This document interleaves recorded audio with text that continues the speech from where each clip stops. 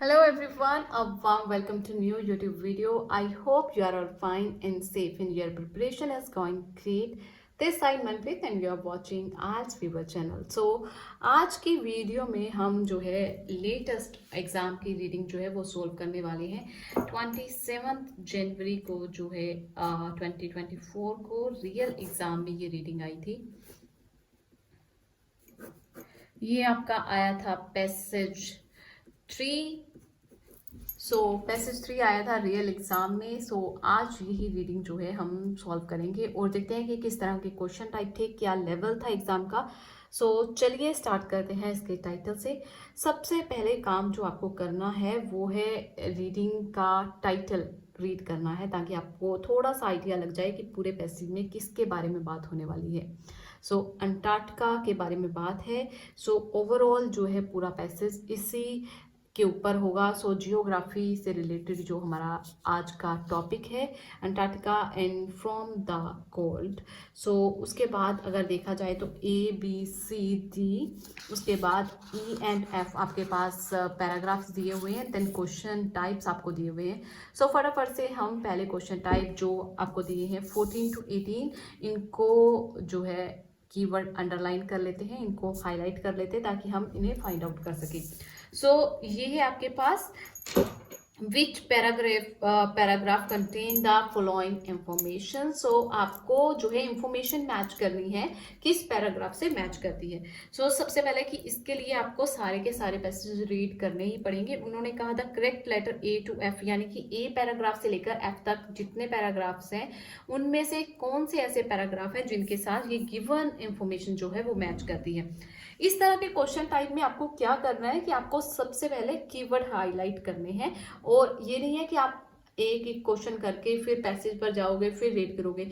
जितने क्वेश्चन आपको दिए, यानी कि हमें क्वेश्चन दिए हैं 14 to 18, हमें सारे के सारे क्वेश्चन जो हैं उनके राइट कीवर्ड जो है वो हाईलाइट करने हैं। राइट कीवर्ड से मेरा मतलब, अब मैं आपको बताती हूँ कि कीवर्ड आपको किस तरह से अंडरलाइन करने हैं। उन्होंने कहा the example of research on whether prediction on agriculture, यानी कि आपको रिसर्च की बात मिलेगी, आपको वेदर प्रेडिक्शन की बात मिलेगी, पर प्रेडिक्शन किसके ऊपर हो रही होगी, यानी कि जो प्रेडिक्शन की बात होगी, जो प्रेडिक्ट कर रहा होगा पर्सन, वो प्रेडिक्शन किसके ऊपर होगी, वो एग्रीकल्चर के ऊपर होगी। चाहे उन्होंने प्रेडिक्शन किसी और चीज के ऊपर की हो तो वो आपका आंसर नहीं होगा। जब उन्होंने एग्रीकल्चर से रिलेटेड यानी कि फार्मिंग से रिलेटेड कोई प्रेडिक्शन की बात की होगी, वहां पर आपका आंसर होगा।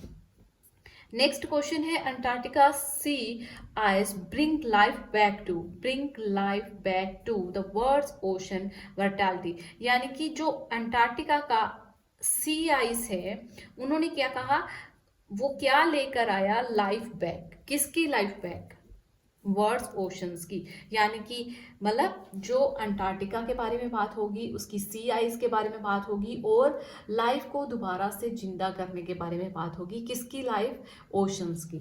वहां पर आपको आंसर मिलेगा। नेक्स्ट क्वेश्चन की तरफ मूव करते हैं। तो नेक्स्ट क्वेश्चन है a food chain that influence the animal living pattern based on Antarctica fresh sea, कि ऐसी फूड चेन के बारे में बात होगी जो इन्फ्लुएंस करती होगी एनिमल लिविंग पैटर्न को, यानी कि एनिमल लिविंग पैटर्न की बात हो रही होगी, और अंटार्कटिक के फ्रेश सी आइस की बात होगी। यानी कि ऐसा फूड चेन की बात मिल सकती है, उसके बाद आपको एनिमल लिविंग पैटर्न की बात मिल सकती है, आपको फ्रेश जो है सी आइस की बात मिल सकती है। नेक्स्ट है the explanation of how atmosphere pressure above Antarctica can impose an effect on global climate change, यानी कि कोई एक्सप्लेनेशन दी होगी कि किस तरह से एटमॉस्फेयर का जो प्रेशर है अबव अंटार्कटिका के ऊपर नहीं, उससे ऊपर, कैन इम्पोज इफेक्ट किस तरह से डाल रहा है वो, किस पर, ग्लोबल क्लाइमेट चेंज, यानी कि क्लाइमेट चेंज की बात होगी, बट वो क्लाइमेट चेंज ग्लोबली की बात कर रहा होगा, इफेक्ट की बात होगी, और अबव अंटार्कटिका की बात होगी। आपको कीवर्ड वही पिक करने हैं जो आपको लगता है कि आपको किसी और पैराग्राफ में देखने को ना मिले। पर आपको कंफ्यूज करने के लिए पक्का राइटर्स ने ऐसे कीवर्ड जो हैं एक दो पैसेज में कंफ्यूज करने के लिए डाले होते हैं, जहां पर आप थोड़ा सा कंफ्यूज हो सकते हैं, और ये भी मैं आपको बताऊंगी कि किस तरह से आपको उनको सॉल्व करना है। चलिए, लास्ट क्वेश्चन जो इस टाइप ऑफ क्वेश्चन का है वो है, Antarctica was once thought to be a forgotten and insignificant content continent, sorry. So कहते हैं कि अंटार्कटिका जो है पहले उसे सोचा जाता था, यानी कि उसकी पास्ट की बात की जा रही है, उसे पहले सोचा जाता था फॉरगेटन, मतलब उसे भूल ही गए थे लोग, उसे जानते ही नहीं थे। एंड इनसिग्निफिकेंट कॉन्टिनेंट, यानी कि उसकी कोई अपनी पहचान नहीं थी। इनसिग्निफिकेंट मतलब इतनी ज्यादा उसकी इंपॉर्टेंस ही नहीं थी। सो जहां पर उसकी लेस इंपॉर्टेंस की बात हो, जहां पर ये बात हो कि उसे कोई पहले जानता ही नहीं था, वो टॉपिक जो है आपका, उसका आंसर हमें यहाँ मिलेगा। सो बेस्ट वे तो यही होता है, जब इस तरह के क्वेश्चन हो कि आपको सारे पैसेज रीड करने पड़ेंगे, तो आप एक बार गो थ्रू हो जाओ सारे क्वेश्चन टाइप से, यानी कि 19 to 21 के भी आपको कीवर्ड अंडरलाइन करने चाहिए, आपको ये भी करने चाहिए।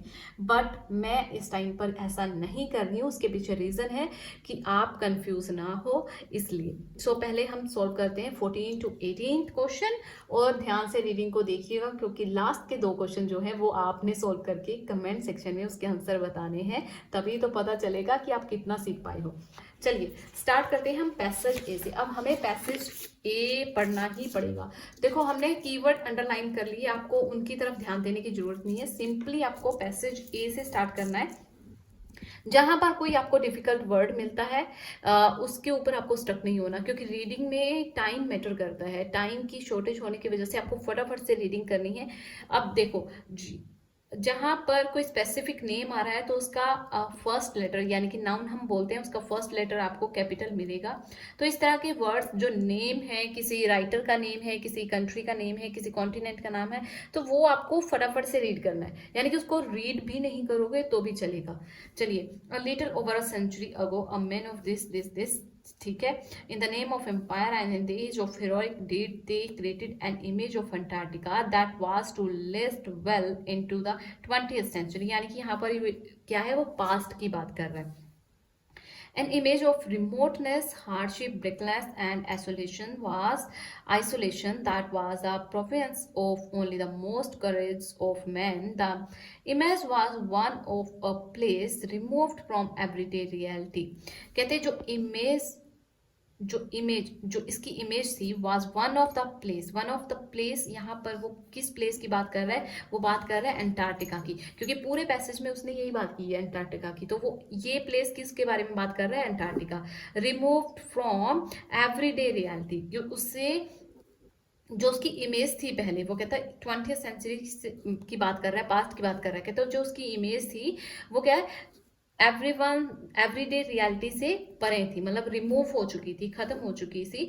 अ place with no apparent value, मतलब उसकी कोई एपरेंट वैल्यू नहीं थी, मतलब कोई सिग्निफिकेंट, हम उसकी कोई इंपॉर्टेंस की बात करें तो वो इनसिग्निफिकेंट थी, वैल्यू टू एनीवन, सभी के लिए। सो लास्ट लाइन से हमें क्या जज हो रहा है कि उसका जो वजूद था, जो उसकी इंपॉर्टेंस थी, वो उतनी नहीं थी, तो यही बात कर रहे हैं। और रिमूव्ड, यानी कि लोग उसे एवरीडे रियलिटी से उसे बाहर किया हुआ था। सो हम अगर देखें, फर्स्ट देखो, अगर आप रिसर्च की बात नहीं हुई, एग्रीकल्चर की बात नहीं हुई, तो ये इसका आंसर नहीं है। वर्ड ओशन की बात भी नहीं उन्होंने की। अगर हम देखें मोटा मोटा सा जो हमने कीवर्ड अंडरलाइन किया है, once thought to be forgotten and insignificant continent, यानी कि उसकी इतने वहां उन्होंने कहा कि नो एपरेंट वैल्यू, उसकी इतना वजूद नहीं था, उसकी इतनी वैल्यू नहीं थी, और यहाँ पर उन्होंने कहा कि लेस इंपॉर्टेंट था। सो बेसिकली दोनों का मतलब सेम है, तो यहाँ पर हमारा आंसर आता है ए। अब नेक्स्ट पैरा हम रीड करते हैं। आज we enter in the 21st century, कहते हैं जैसे ही हमने 21st सेंचुरी में एंटर किया, our prescription of Antarctica has change, कि जो हमारी पहले सोच थी वो चेंज होगी, यानी कि पहले उसने सोच की ही बात की है, अब वो सोच चेंज हो गई है।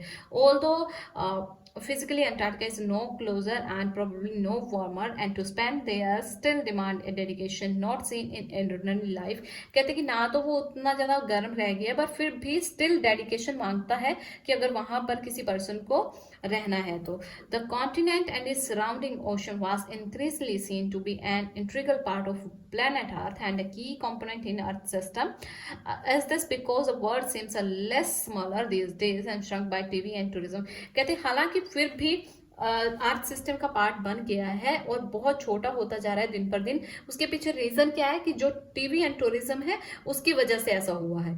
And is it because Antarctica real does occupy a central spot of earth mental scientist research. अब यहाँ पर रिसर्च की बात है। During the past half century has revealed, कहते साइंटिस्ट ने रिसर्च की है पिछले पास्ट अगर हाफ सेंचुरी की बात की जाए और रिवील किया है एंड कंटिन्यू टू और रिवील ही करते आ रहे हैं कि Antarctica great mass and low temperature experts a major influence on climate and ocean circulation.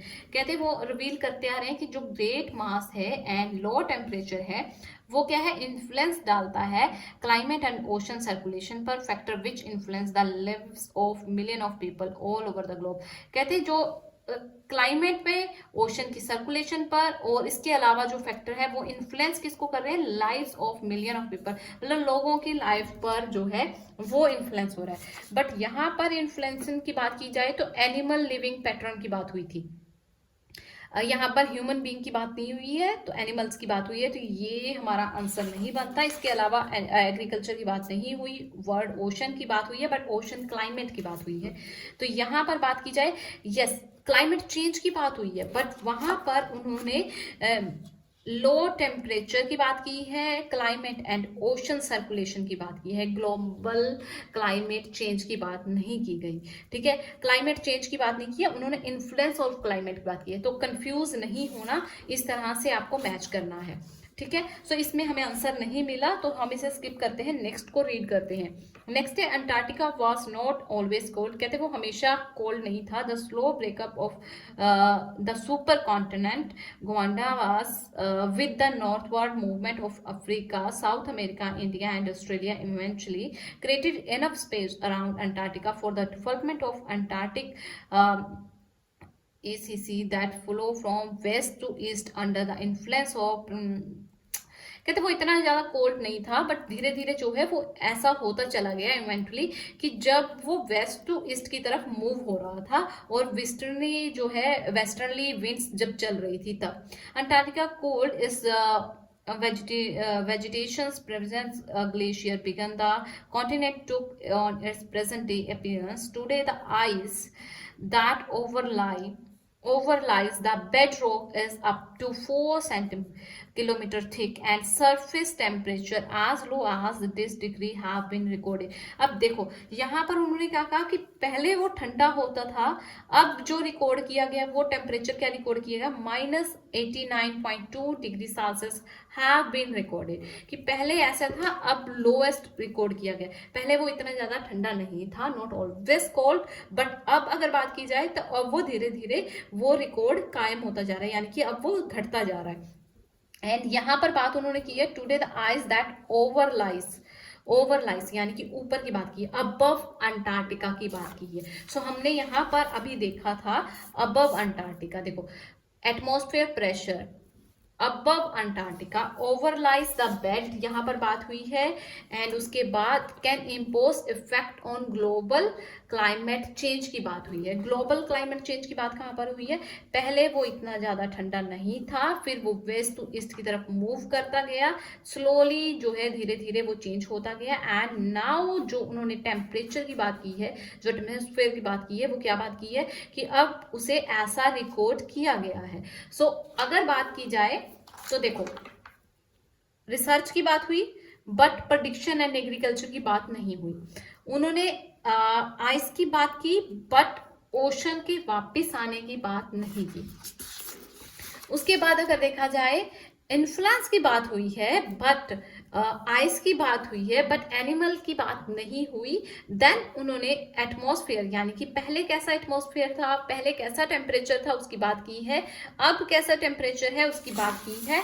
And उसके बाद उन्होंने क्या उसका ग्लोबल क्लाइमेट चेंज पर क्या इफेक्ट पड़ता है उसके बारे में भी बात की है। वो कैसे बात की है अभी देख लेते हैं। देखो लास्ट लाइन अगर आप पढ़ोगे, the icy blast that hold over the ice cap and out the sea, so call this was reached 300 kilometre per hour, creating where some wind chill effects. Wind chill effect यानी कि वो effect डाल रहे हैं। और globally कैसे climate change हो रहा है, देखो Africa, south America, India, Australia, Antarctica, सबके बारे में बात की। और अराउंड अंटार्कटिका मतलब चारों तरफ उसके। सो ग्लोबली जो है क्लाइमेट चेंज की बात की है, तो मैं यहाँ पर लिख रही हूँ सी।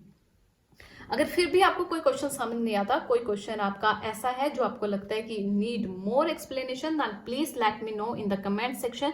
आप कमेंट सेक्शन में लिख सकते हैं, तो आपकी सारी प्रॉब्लम्स जो है हम सॉल्व करेंगे। बेसिकली मेरा मकसद सिर्फ आपको पढ़ाना ही नहीं बल्कि आपके डाउट्स क्लियर करना भी है। आप ये समझ लो कि किस तरह से रीडिंग में आपके लिए जाल बिछाया होता है, किस तरह से आपको सही आंसर फाइंड आउट करने हैं। अगर आपको ये ट्रिक समझ आ गई तो डेफिनेटली कितनी मर्जी डिफिकल्ट रीडिंग आपके पास आ जाए एग्जाम में, आप कभी भी हार नहीं मानोगे। चलिए डी पैसेज पर मूव करते हैं। अब डी पैसेज में उन्होंने क्या कहा, अब यहां तक बात होगी। पहले में उसने हिस्ट्री की बात की, सेकंड में उसने बात की कि किस तरह से मिलियन ऑफ पीपल पर इफेक्ट कर रही है वो, किस तरह से ग्रेट मास एंड टेम्परेचर जो है वो इन्फ्लुएंस डालता है। टीवी एंड टूरिज्म ने ऐसा किया। उसके बाद उसने बात की है पैराग्राफ में कि किस तरह से ओवर द पीरियड जो है वो चेंज होता गया और ग्लोबल क्लाइमेट चेंज हो गया। अब डी पैसेज में वो बात कर रहा है, out of this extreme environment came some powerful force that reverberate around the world. The earth rotations coupled to the generation of cells of low pressure. अब देखो यहाँ पर शायद आप कंफ्यूज हो सकते थे कि यहाँ पर प्रेशर की बात है और वहां पर भी प्रेशर की बात है। of the Antarctica would allow astronaut a view of Antarctica that is as beautiful as it is awesome. यहाँ तक कोई बात नहीं है। Then spinning away to the north is the cell grow and depends, whipping up the southern ocean into the mountain seas, so respected by marine recent work। अब देखो, चाहे research की बात है, चाहे उन्होंने कहा कि कुछ इन्वेंशन हुई है, चाहे उन्होंने कहा कि कुछ स्टडी हुई है, अगर उन्होंने कहा रिसेंट वर्क हुआ है, सारी चीज़ों का मतलब सेम है। रिसर्च वर्ड आपको मिल सकता है, स्टडीज आपको मिल सकती हैं, इन्वेस्टिगेशन आपको मिल सकता है, रिसेंट वर्क आपको मिल सकता है। यानी कि स्पेसिफिक वर्ड जो आपको गिवन है स्टेटमेंट में वो सेम आपको पैसेज में मिलेगा ही नहीं। सो वो स्पेसिफिक वर्ड आप मत ढूंढिए, आप उसके सिनोनिम्स को ढूंढिए ताकि आपके लिए आंसर फाइंड आउट करना ईजी हो जाए। ये मान के चलो कि वो सेम वर्ड आपको नहीं मिलने वाला। उन्होंने कहा recent work is showing that the temperature of the ocean may be a better predictor। recent work यानी कि रिसर्च की बात हुई है, is showing that the temperature of ocean may be a better predictor। predictor कौन होता है, जो predict कर रहा होता है। अब हमने कहीं पढ़ा था prediction, कि prediction की है किसके बारे में, वेदर के बारे में। चलिए आगे पढ़ लेते हैं। वेदर क्या, rainfall in Australia then is the pressure difference between Dublin and Trafford in the southern this area। Okay, तो उन्होंने कहा जो रिसेंट रिसर्च हुई है उसने ये बताया कि जो टेम्परेचर है ओशन का वो बेटर प्रेडिक्टर किया गया है रेनफॉल के रिगार्डिंग इन ऑस्ट्रेलिया देन किसके कंपैरिजन में, इन दो कॉन्टिनेंट के कंपैरिजन में। By receiving more accurate predictions, glacier in north are able to avoid overstocking in the year when rainfall will be poor। not only does this limit their losses but it prevents serious pasture degradation that may take decade to repair। and अब देखो, अगर हम पढ़ें prediction की बात कहाँ थी, prediction की बात आपको पहले लाइन में दिखी है, एग्जाम्पल ऑफ रिसर्च की बात हुई है। वहां पर उन्होंने लिखा है रिसेंट वर्क, जिसको आप कनेक्ट कर सकते हो इसके साथ। देन प्रेडिक्शन आपको वहां पर उन्होंने प्रेडिक्टर वर्ड दिया है, प्रेडिक्टर भी दिया है, देन प्रेडिक्शन भी दिया है। अब वेदर की बात कहाँ पे की है उन्होंने, जहां पर रेनफॉल की बात की है। सो आपको सारे मिल गए हैं। अब ये एग्रीकल्चर की बात कहाँ पर हुई है, उन्होंने कहा but it prevent serious pasture pasture क्या होता है, पेस्चर डिग्रेडेशन, जहां पर बहुत सारी हरियाली हो उसके बारे में बात की गई है। सो एग्रीकल्चर के साथ लिंक किया है, तो यहाँ पर हमारा आंसर जो आता है वो आता है डी। बहुत इजी हो जाएगा अगर आप ये मान के चलो कि आपको सेम वर्ड नहीं मिलने वाली, ठीक है। उसके बाद देखो, अगर हम आगे की लाइन भी पढ़ते हैं तो फोरकास्टिंग सिस्टम की बात हुई है। फोरकास्टिंग सिस्टम क्या होता है? Weather system, okay. वेदर के बारे में जहां पर फोरकास्ट किया जाता है, पहले से प्रेडिक्ट किया जाता है।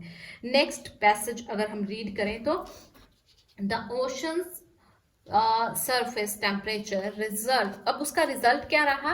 From interplay between deep water temperature, air temperature and ice each winter between 4 and 19 million square kilometer of sea ice from the looking up a high quantity of heat close this not only will start influence weather that is, but in the other way the extent of sea ice extend into the far beyond Antarctica and this Antarctica krill the small like, ये जो आपको पढ़ने की जरूरत नहीं है, ये नाम है जो मरीन लाइफ है उनकी, ठीक है। That are staple diet of bitten whales, penguins and some. अब ये देखो, ये फूड चेन की बात चल रही है, मतलब ये एनिमल इस एनिमल को खा रहा है, वो एनिमल इस एनिमल को खा रहा है, fighting sea birds and many fish. अब क्या है उनकी डाइट, यानी कि डाइट से रिलेटेड है, यानी कि फूड से रिलेटेड है, फूड चेन से रिलेटेड है। अब यहाँ पर जो है वो सारे एनिमल्स की बात की गई है, वेल्स हो गए, पेंगुइन्स हो गए, some seals and fighting sea birds, इनकी बात की गई है। देन फिर मैनी स्पीसीज, बहुत और प्रजातियों की बात की गई है। सो इन सभी में जो है क्या बात हुई है? एक तो फूड की बात हुई है, डाइट की बात हुई है, देन एनिमल्स की बात हुई है। अब हमने यहां देखा था a food chain that influence animal living pattern based on fresh sea ice. Sea ice भी हमें देखने को मिला था। सो तीनों के तीन कीवर्ड हमें मिल गए। इट मीन्स इसका क्या आंसर आएगा आपका? ई। अब एक बचा है हमारे पास एफ और एक ही बचा है हमारे पास की। सो इसका आप आंसर डायरेक्टली भी लगा सकते हो, बट हम फिर भी रीड आउट कर लेते हैं इसको। The world's ocean is like a huge conveyor belt moving water and dissolving minerals and nutrients from one hemisphere to the other and from the oceans and the deep to the surface. Then oceans की बात है, deep to the surface की बात है, then through it the deep flow and Indian this।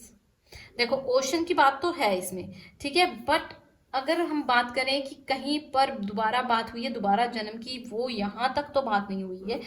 Then मैं आगे पढ़ती हूँ फटाफट से। Recent research has shown that the fresh sea ice, अब सी आइस की बात आ गई, कॉन्टिनेंटली स्पी away this 90 since the fresh water freeze into this and this। Last की लाइंस पढ़ लेते हैं। Cold water carry more oxygen than warm water, so when it rises well into the northern hemisphere is reoxygenate। Oxygen देना क्या होता है? किसी को लाइफ देना। देन ऑक्सीजनरेट क्या हो गया? दोबारा से उसे ऑक्सीजन देकर जिंदा करना। Then revitalisation the ocean, simply उन्होंने डायरेक्टली लिखा हुआ है, दोबारा से उसको रिवाइटल, दोबारा से एनर्जी देना, दोबारा से उसको करंट देना। हम स्पीकिंग में बहुत से स्टूडेंट वर्ड यूज करते हैं, it rejuvenate me, music rejuvenate me, music revitalises me, मतलब वो मुझे दोबारा से तरोताजा कर रहा है, वो दोबारा से एनर्जी दे रहा है, दोबारा से जिंदा कर रहा है। तो यहाँ पर बात की है सी आई इसकी, bring life back to world's ocean. World's ocean की बात है, रीऑक्सीजनेट की बात है, रिवाइटल की बात है, दोबारा से एनर्जी देने की बात है। तो यहाँ पर आंसर आ गया एफ। आई होप कि आपको ये क्वेश्चन टाइप समझ आ गए होंगे। अब मूव करते हैं नेक्स्ट क्वेश्चन टाइप की तरफ। बहुत इजी है, वो है हमारे पास ब्लैंक्स के फॉर्म में, बट आपको क्या करना है? Choose the correct answer from the box A to F, यानी कि ये आपको दिए हुए हैं पहले ही ऑप्शन, इनमें से ही आपको लगाना है। बहुत से स्टूडेंट मिस्टेक करते हैं, ब्लैंक्स देखे और पूरा पूरा वर्ड वहां पर लिख देंगे, वो नहीं आपको करना। उन्होंने डायरेक्टली लिखा है कि correct letter A to F में से ही चूज करना है, यानी कि यहाँ पर आपको options A B C D जो भी आती है वही लिखनी है। अब उन्होंने कहा globally mass Antarctica size and dash influence the climate change. Mass Antarctica size and dash influence the climate change. अब देखो हमने ये रीड किया था, कौन से पैसेज में किया था? यहाँ पर बी में। great mass and low temperature influence the climate. ठीक है, अब मेरे अकॉर्डिंग आंसर है टेम्परेचर. अब यहां पर सर्च करते हैं कि हमें दिया हुआ यस डी ऑप्शन है. सो यहां पर आपका आंसर आ गया डी. ठीक है, नेक्स्ट है dash contributory to western wind. Western wind हमें ढूंढना है, वेस्टर्न विंड. और आपको याद होगा कि जब आप सारे के सारे पैसेज रीड करते हो तो कुछ ना कुछ वर्ड आपके दिमाग में रह जाते हैं. तो यहाँ पर हमें आंसर मिला 19 का. सो यहाँ पर जो है हमें वेस्टर्न विंड, ये रहा वेस्टर्न विंड मिल गया. तो इससे ऊपर की लाइन हम पढ़ेंगे, जहां पर यहां से पढ़ लेते चलो. The slow this content and this eventually created enough space around Antarctica for the development of and this current that flow from west to east under influence. कहते कौन सी चीज उसे इन्फ्लुएंस कर रही थी, कौन सी चीज इन्फ्लुएंस कर रही थी? Antarctic सर्कमपोलर current. सो ये भी हमको गिवन है यहाँ पर. सो यहाँ पर आएगा ऑप्शन ए. कहते कौन सी चीज कंट्रीब्यूट कर रही थी इसमें? वो कहते कि इसकी वजह से फ्लो हो रहा था west to east and that influence westerly wind. So obviously कौन सी चीज इन्फ्लुएंस कर रही थी, कौन सी चीज कंट्रीब्यूट कर रही थी? वो कर रही थी अंटार्कटिका सर्कमपोलर करंट. नेक्स्ट क्वेश्चन उन्होंने दिया है साउथर्न, ये हमने पढ़ा था अभी, based on air pressure can predict dash in Australia. क्या चीज प्रेडिक्ट कर रहे थे ये आपको पता ही है, अभी हमने यहाँ पर पढ़ा था, ये देखो साउथर्न. ठीक है, और क्या चीज प्रेडिक्ट कर रही थी जो हमने बाहर पर देखी? Predictor of rainfall in Australia. क्या चीज प्रेडिक्ट कर रहे थे? Dash in Australia, rainfall in Australia. तो रेनफॉल तो हमें दिया ही हुआ था सी. सो ये टाइप ऑफ क्वेश्चन जो है बहुत इजी होते हैं. बट यस, अगर ऑप्शन ना दिए हो तो बहुत ज्यादा इजी हो जाएंगे. बट अगर ऑप्शन है तो आपको ऑप्शन के बीच में से ही करेक्ट करना है. अब आपको यहाँ पर डी ए सी ही लिखना है, यहाँ पर आप रेनफॉल नहीं लिख सकते हो, अदरवाइज जो है आपका आंसर गलत हो जाएगा. ठीक है, सो आपको ये नहीं लिखना, हालांकि इसका आंसर यही है, बट आपको ऑप्शन डी ए सी ही लिखना है क्योंकि यहाँ पर आपको मेंशन है. सो इसीलिए जो आपको ऊपर इंफॉर्मेशन दी गई होती है, जो आपको क्वेश्चन से पहले 3 लाइनें दी होती हैं, उसको थोड़ा सा रीड करके आप फिर आंसर लगाया करो, अदरवाइज आपकी इतनी मेहनत जो है वो बेकार चली जाएगी.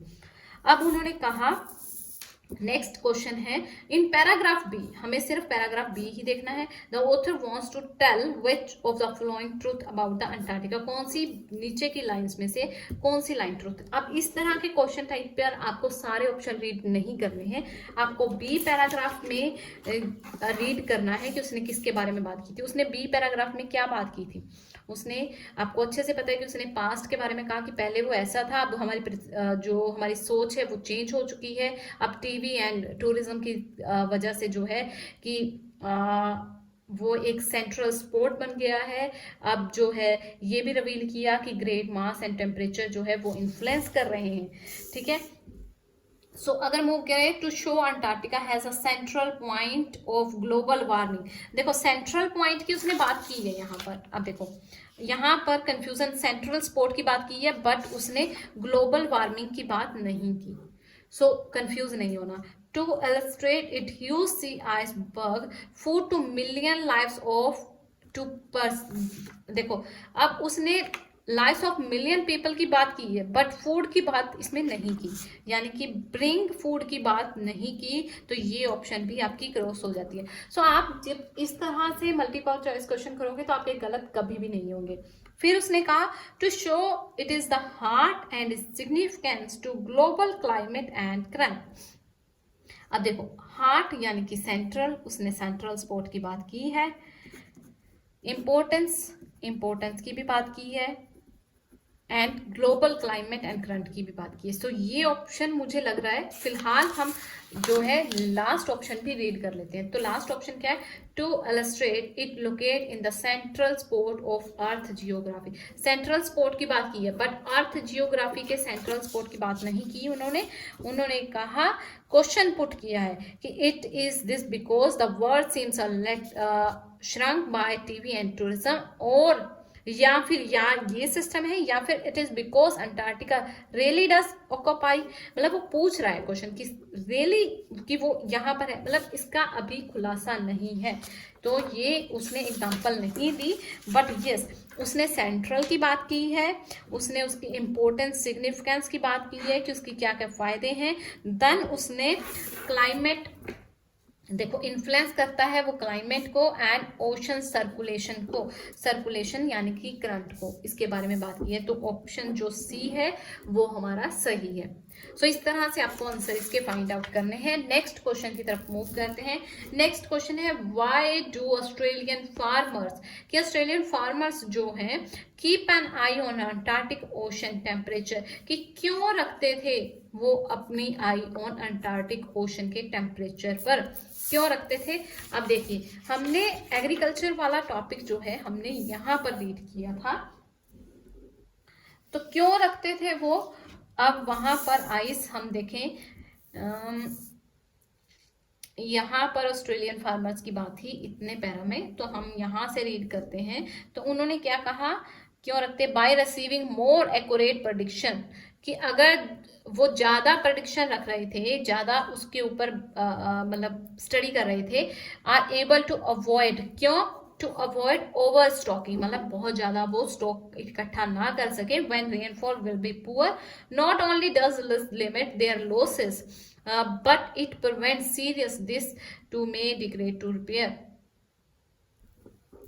and developing as a and confidently product of to enhance and extend our predictability।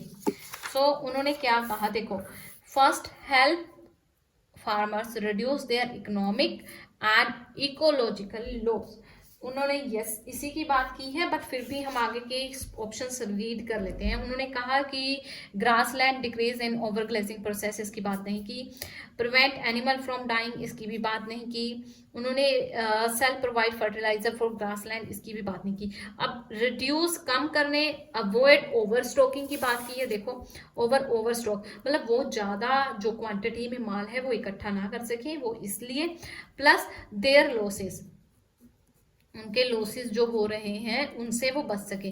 वो कौन से लॉसेस हैं, वो चाहे उनकी फसल से हो रिलेटेड, चाहे वो रिपेयर से रिलेटेड हो, यानी कि चाहे वो इकोनॉमिक खर्चे हों, चाहे वो इकोलॉजिकली लॉस हों, उनके लॉसेस की बात की है। सो वो हेल्प करता है पर्सन को। इसका आंसर क्या आएगा आपका ए। नेक्स्ट है what is the final effect of katabatic winds. Katabatic winds के बारे में बात हुई थी, हमने अभी अंडरलाइन की थी, देख लेते हैं उसका फाइनल इफेक्ट क्या था। उसका फाइनल इफेक्ट क्या था वो हमें देखना है। तो हमने ये वर्ड अभी अभी देखा था, कहाँ देखा था ये वर्ड अभी,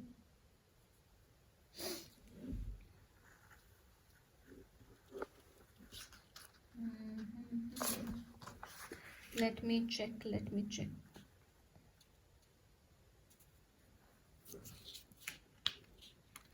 एक तो वर्ड यहाँ पर है, बट हमें आंसर यहाँ मिला है। सो होपफुली आंसर इससे आगे होगा।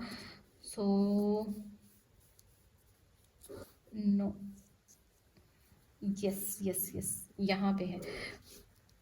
तो यहाँ से पढ़ना स्टार्ट करते हैं। Through it the deep flow of Antarctica Indian Pacific ocean are joint from single global thermohaline circulation. Thermohaline यानी कि थर्मोमीटर से रिलेटेड, यानी कि टेम्परेचर से रिलेटेड वर्ड है ये हमारा। Circulation during winter the hollowing catabolic sometimes cause the ice of patches of the sea surface, leaving large ice locked and prolonged. Recent has shown that as fresh sea air form it continually away by wind and maybe up to 90 km in a single day। Okay वो क्या कह रहा है यहाँ पर, वो कह रहा है कि जो हमारा विंड है उसकी जो अब बात की जाए कि वो कैसे है, फ्रेश आइस जो है वो मूव होती जा रही है। मूव कैसे होती जा रही है, देखो वो कह रहा है कि इट कॉन्टिन्यूसली स्ट्रिप्ड अवे, मतलब मूव होती जा रही है by the wind and may be blown up to 90 kilometre in a single day. अब यहाँ पर उसने बात की थी ऊपर साउथर्न पोस्ट की, तो साउथ की तरफ जो है वो जाती जा रही है। यहाँ से देखो, यहाँ से रीड करते हैं अगर हम, डेप्थ टू सरफेस मतलब नीचे से ऊपर की तरफ जाती जा रही है, यानी कि नॉर्थ से साउथ की तरफ जो है वो मूव होती जा रही है। अब उसने कहा increase the moving speed of ocean current, नहीं। इंक्रीज साल्ट लेवल, नहीं। उसने कहा bring fresh ice into southern ocean, yes. उसने डेप्थ टू सरफेस की तरफ जाने की बात की है, ये ऑप्शन हो सकती है, बट नेक्स्ट पढ़ लेते हैं पहले।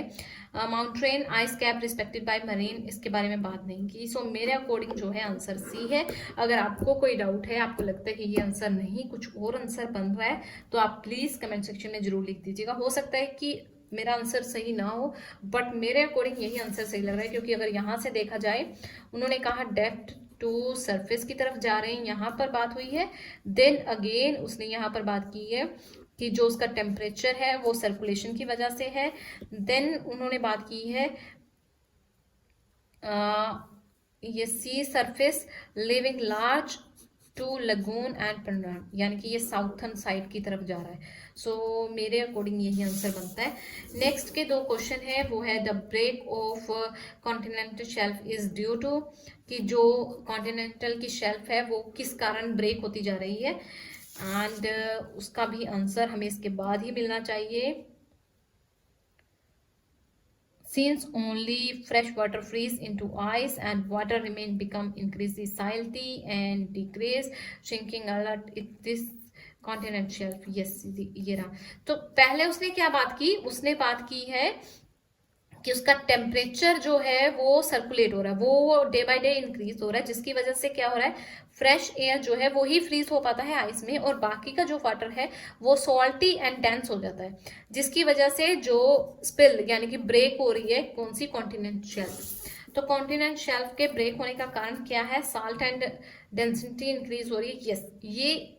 ये उसका मेन रीजन नहीं है, इसकी वजह से नहीं हो रही, बट यस ये प्रोसेस है कि वाटर है जो उसकी फ्रेश वाटर की जो है आइस बन जाती है, फ्रीज हो जाता है, और जो बाकी का बचता है वो सॉल्ट एंड डेंस उसकी जो है वो इंक्रीज हो जाती है, और उसके बाद जो है कॉन्टिनेंट शेल्फ ब्रेक हो जाती है, बट ये उसका मेन रीजन नहीं है। सो ये भी उसका मेन रीजन नहीं है। मेन रीजन क्या है, rising temperature, yes rising temperature, global temperature की बात की है, ग्लोबल वार्मिंग की बात की है, तो आंसर क्या है, सी। So yes, this is also not the decrease, last question है, the decrease and the number of whales and sea bird is due to, कहते हैं डिक्रीज होती जा रही है, कमी होती जा रही है number of whales and sea bird में, ड्यू टू किस कारण कमी होती जा रही है। वेल्स हमने यहाँ रीड किया था, किस कारण कमी होती जा रही है, breeds well in year when sea ice is dense extensive and purely when it is not, कहते हैं जो ब्रीड है उनकी, जब वो सी आइस ज्यादा होती है तो ज्यादा ब्रीड करते हैं, जब पुअर होती है तो आइस तो वो नहीं करते। Many species of whales fighting sea bird migrate between the hemisphere and when its grill was less and they do not trip, मतलब बेसिकली क्या कारण है उनके कम जाने का, कि उन्हें आइस कम मिलती है, यानी कि आइस अगर ज्यादा होगी तो ज्यादा ब्रीड, ज्यादा प्रोडक्शन हो रही है, अदरवाइज अगर आइस कम है, पुअरली आइस है, then it is not. So breed well in the year when sea ice is extensive, जब वो ज्यादा होती है। Killer whales more active, no. Sea birds are affected by high sea salty, no. Less sea ice reduce the productivity of food source, yes. Food source को वो productive करते हैं, no. अब देखो कहाँ पर फूड सोर्स की कहाँ पर बात थी, डाइट की बात थी, उसके बाद उसने कहा कि प्रोडक्शन जो है वो सी आइस के कारण ज्यादा होती है, पुअरली के कारण कम होती है। सो आई होप कि ये वीडियो आपके लिए इंफॉर्मेटिव रही होगी, आपको अच्छे से समझ आई होगी कि किस तरह से रीडिंग आपको सॉल्व करनी है। अगर आप फिर भी डाउट रह गए हैं then please let me know in the comment section, ताकि मैं आपके डाउट्स क्लियर कर सकूं। और रीडिंग में अगर आपको फिर भी कोई दिक्कत रह जाती है तो प्लीज़ प्लीज़ आप ज़रूर शेयर कीजिएगा। और आपके जो वैल्यूएबल फीडबैक हैं, आपके जो कमेंट्स हैं, वो हमारे लिए बहुत कीमती हैं। सो अपने कमेंट्स जो है, अपने वैल्यूएबल एडवाइस या सजेशंस, वो आप कमेंट सेक्शन में लिख सकते हैं। इसके अलावा अगर कोई और रीडिंग आप मुझसे सॉल्व करवाना चाहते हैं तो वो भी आप मेंशन कर सकते हैं। Thank you for watching this video, and जिस तरह से आप वीडियो को प्यार और सपोर्ट करते हो उसी तरह से करते रहें। Thank you for watching this video, and बहुत जल्द एक अगली वीडियो के साथ आपसे फिर मुलाकात होगी। Thank you.